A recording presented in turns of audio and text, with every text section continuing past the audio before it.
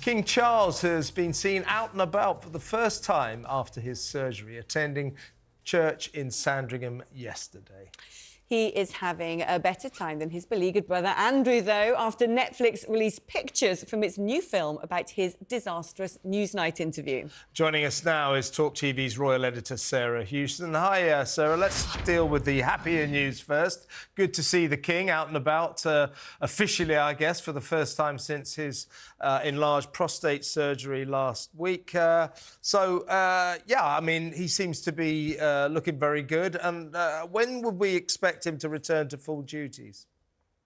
Yeah, I think it was very reassuring to see him back to his normal Sunday church service yesterday, Kevin, attending the morning service at St Mary Magdalene Church on the Sandringham estate. It is a week today since he was discharged from the London clinic following that surgery for an enlarged prostate. He's missed the past couple of Sundays attending church, and there were crowds that had gathered to try and catch a glimpse of him looking pretty chipper and waving to them as he walked along with the Queen, Camilla, as well. As for when he's going to be back to work, we don't have an official date yet. We were told it would probably be around a month, so perhaps 3 more weeks, but it will be dependent on his recovery and medical advice.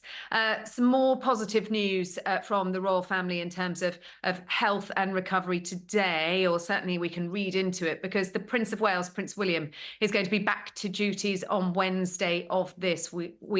We were told last week when Kate was discharged from hospital that he'd make a decision on returning to public duties dependent on her recovery and how she was getting on at home. Today we've learned that he will be conducting an investiture at Windsor Castle on Wednesday and then attending a charity gala for the London Air Ambulance charity later on this evening. So I think that gives us a sign that things are going as well as can be hoped back at home at Adelaide Cottage. Things not going as well as hoped, as per usual, for Prince Andrew. Do you think there'll be much disquiet about Netflix releasing this documentary, if you will? Is it a what would you call it? A feature film? It's a drama.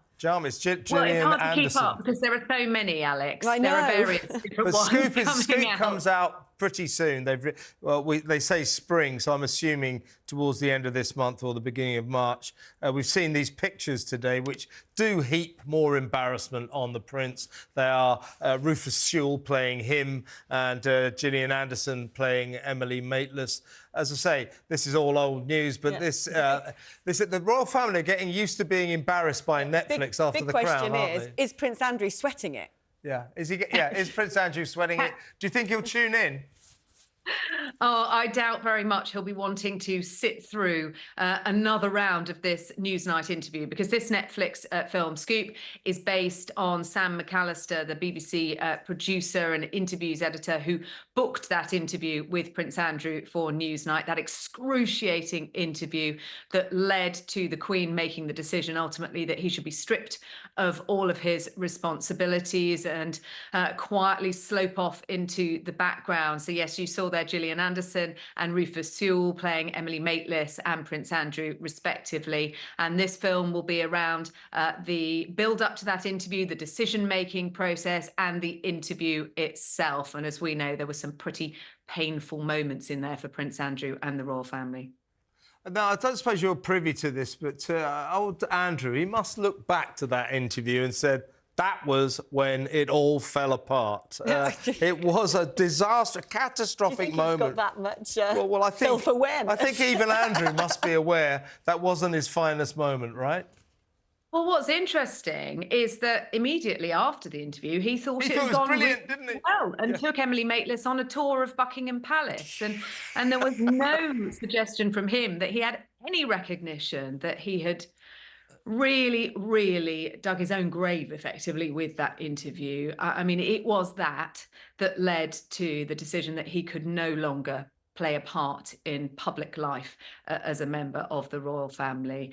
He seemed to think that it was going to go in his favour, but couldn't have been more different. Sort of didn't, did it, really, Sarah? Interview for all the wrong reasons. Great to talk to you, Sarah. Always a pleasure. That's Sarah Houston. She is, of course, talkTV's esteemed royal editor.